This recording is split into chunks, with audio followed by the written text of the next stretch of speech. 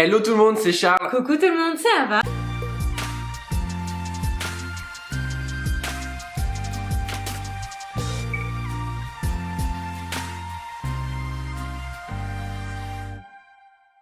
Bon, on espère que vous allez merveilleusement bien Comme aujourd'hui. d'habitude. Nous, on a une grosse patate parce que on a regardé comme tout le monde l'année dernière, la semaine dernière, la première émission, le lancement de la dernière saison du meilleur pâtissier et on a adoré. Ouais, franchement ça nous a beaucoup plu, les candidats ont l'air top. Évidemment, retrouver Cyril, Mercotte et Julia, c'est trop cool. C'était particulier. Et ça nous rappelle beaucoup de souvenirs. Et d'ailleurs, il y a eu une toute nouvelle épreuve qui n'existait pas, qui est le défi de Cyril. C'est cette première épreuve où Cyril donne un thème aux candidats et leur demande de réinterpréter tel ou tel thème. En l'occurrence, c'était la tarte magique. Exactement. Et là, on a vu une tonne de tartes magiques, moins magiques, en tout cas des trucs super cool qui sortent de l'ordinaire. Et on s'est dit, et nous, si on avait participé à LMP cette année, qu'est-ce qu'on aurait fait? Qu'est-ce qu'on aurait fait? Vous avez tout deviné, donc maintenant on va vous faire notre tarte magique. Bon, on va faire comme si vous étiez Cyril. Vous pouvez prendre le rôle, ou Mercotte. On va vous délivrer notre recette de la tarte magique. Évidemment, on n'a pas 2 heures pour la faire. Non, c'est beaucoup plus facile pour nous de le faire ici. Cool. Mais on va essayer de se livrer à ce défi et de vous faire plaisir. Dès maintenant, si l'idée ça vous plaît qu'on fasse ça, mettez-nous un petit like, dites-nous en commentaire si vous avez envie qu'on fasse ça pour les semaines d'après. Ouais. On va voir si on peut se chauffer là-dessus. Donc nous on va faire notre tarte magique en s'inspirant du décor en chocolat qu'a fait Nicolas Paciello dans la seconde partie de soirée avec un rouleau comme ça de chocolat. Et on va vous apprendre à le faire, vous allez voir, avec une technique de tempérage beaucoup plus simple que ce qu'on connaît. On va faire une petite tarte en rouleau avec une pâte sucrée au cacao et à l'intérieur une ganache chocolat noir framboise avec en insert un confit de framboise. Magnifique. Franchement, ça va être une tarte magique, on l'espère. La ganache, vous allez voir, très particulière. On a l'habitude de faire crème sur chocolat. Là, il y a de la purée de fruits Ça dedans. change totalement. Ça change tout. On se lance dès maintenant sur quoi? Pâte sucrée? Sur la pâte sucrée. Allez, go. Dans le bol du robot muni de la feuille, vous allez verser le beurre ainsi que le sucre glace. Et vous allez mélanger à petite ou moyenne vitesse jusqu'à ce que le beurre soit totalement crémé. Une fois que c'est le cas, vous pouvez ajouter la fleur de sel ainsi que la poudre d'amande. Vous mélangez, lorsque c'est homogène, vous pouvez ajouter en une seule fois les œufs battus. Et juste derrière, ajouter petit à petit la farine en veillant à ne pas trop mélanger pour ne pas trop forcer la pâte. Vous ajoutez en même temps le cacao en poudre. Une fois que votre pâte est homogène, vous pouvez arrêter le robot, sortir le pâton et le déposer sur une grande feuille de papier sulfurisé. Vous déposez une deuxième feuille par-dessus, vous aplatissez légèrement avec votre main et vous allez abaisser ce pâton sur environ 2 à 3 mm d'épaisseur. Une fois que votre pâte est bien fine, vous allez devoir en découper des bandes de 8 cm. Vous retirez donc la partie supérieure et vous découpez des longues bandes de 8 cm de large. La longueur n'est pas très importante. Vous coupez droit sur les bords pour avoir une jolie bande et vous placez le tout au congélateur pendant 30 minutes. Une fois qu'elle est bien froide, vous retournez le pâton, vous enlevez la partie supérieure et vous gardez une seule bande. Et vous allez enrouler, une fois que celle-ci est revenue à température ambiante, la pâte autour d'un cylindre en inox légèrement beurré. Une fois que vous avez fait un tour, vous pouvez couper l'excédent de pâte, bien jointer les deux pâtes et mettre le tout au congélateur pendant au moins 3 heures avant de mettre en cuisson à 160 degrés pour 30 minutes. À chaud, vous allez retirer la pâte et attendre qu'elle tiédisse tranquillement. Une fois qu'elle est tiède, vous allez pouvoir lisser avec une microplane les parties qui peuvent être légèrement évasées, comme ici.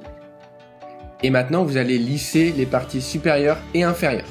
Il faut que les bords soient bien lisses, bien droits. Et vous allez réserver cette pâte.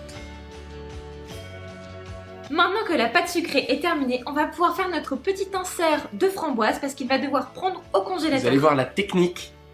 J'adore, je trouve ça fou, c'est magique. Dans une casserole, vous venez mettre les framboises surgelées avec le jus de citron et la moitié du sucre semoule. Vous mélangez la pectine dans l'autre moitié de sucre semoule. Il faut que ce soit bien homogène.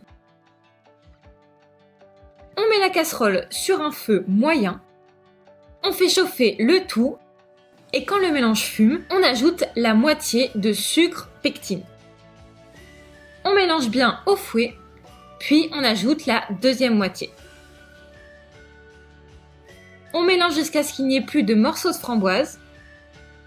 et on va les réserver dans un cylindre créé avec du rhodoïde et du scotch. Attention, il faut bien que le cylindre soit fermé d'un côté. On vient y mettre notre confit de framboise, on met un film plastique sur l'extrémité qui n'est pas fermé et on met le tout au congélateur jusqu'à ce qu'il soit bien dur. Voilà, maintenant on va réaliser la quasi dernière préparation qui est la ganache chocolat framboise. On va monter le gâteau et ensuite Ava vous lancera le décor et là, restez bien assis. Non, c'est pas si compliqué que ça, vous allez voir par contre c'est magnifique. Cool. On va faire chauffer la purée de framboise. Pour cela, on la met sur un feu moyen et on va la monter jusqu'à léger frémissement, un petit peu avant l'ébullition. Une fois que votre purée de framboise est bien chaude, vous allez la verser en 3 fois sur votre chocolat noir préalablement fondu. Vous émulsionnez en réalisant des petits cercles au centre de votre cul de poule. Ne vous inquiétez pas si elle a un aspect légèrement granuleuse, elle n'est pas tranchée, c'est simplement que la pulpe de fruit donne cet effet un petit peu d'aspérité.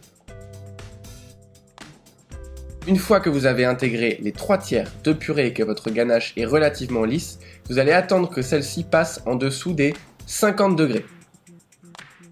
Une fois que c'est le cas, vous pouvez ajouter votre beurre coupé en dés à température ambiante et émulsionner à l'aide du mixeur plongeant.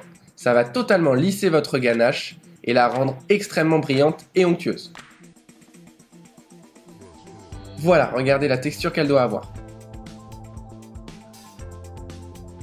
Après l'avoir filmée au contact, vous la réservez pendant minimum 1 heure à température ambiante. Une fois que votre confit est bien froid, vous pouvez pousser dessus pour qu'il ressorte et vous allez le remettre au congélateur jusqu'à ce qu'il soit dur comme du béton. Une fois que c'est fait, on vient filmer une des extrémités de notre pâte sucrée et on va garnir notre cylindre de ganache au chocolat et à la framboise. On ne remplit pas encore jusqu'en haut et on vient insérer notre confit congelé. On remet un peu de ganache, on lisse le tout et on réserve le tout 1 heure au réfrigérateur. Une fois que c'est fait, on peut enlever le film plastique, y déposer quelques framboises coupées en 2 et on vient mettre dans le creux des framboises du confit.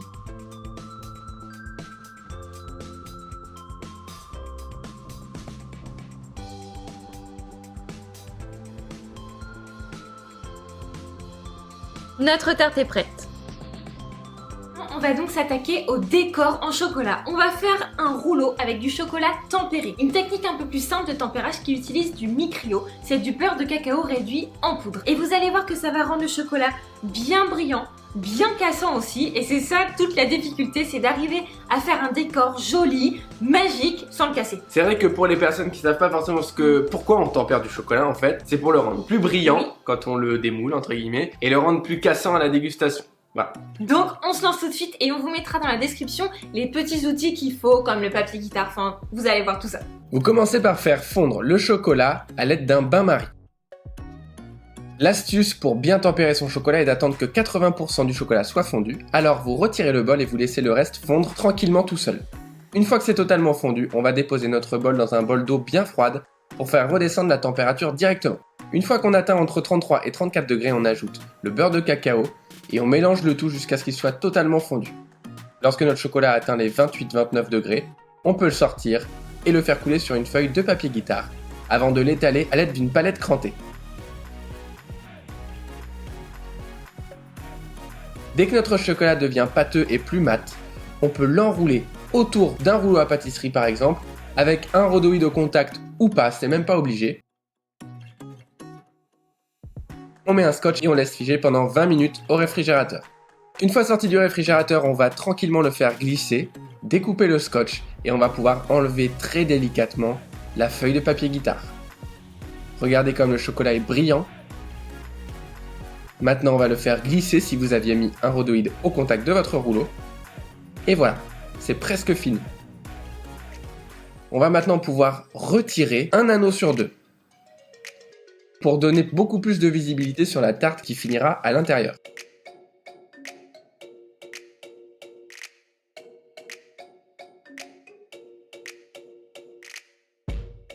Une fois que c'est fait, on peut déposer délicatement notre tarte à l'intérieur.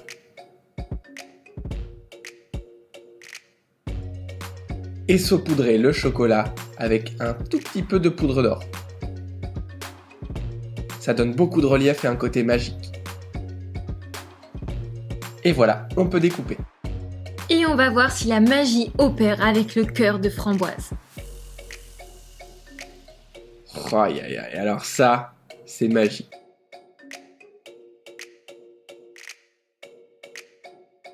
Bon, ça c'est un peu moins magique. Attends, je vais faire mieux. Non, ça... non, voilà. Attention dégustation. C'est pas forcément le truc le plus facile à déguster, on va pas se mentir, mais visuellement c'est quand même magique. Ça claque, on est trop content. Attention.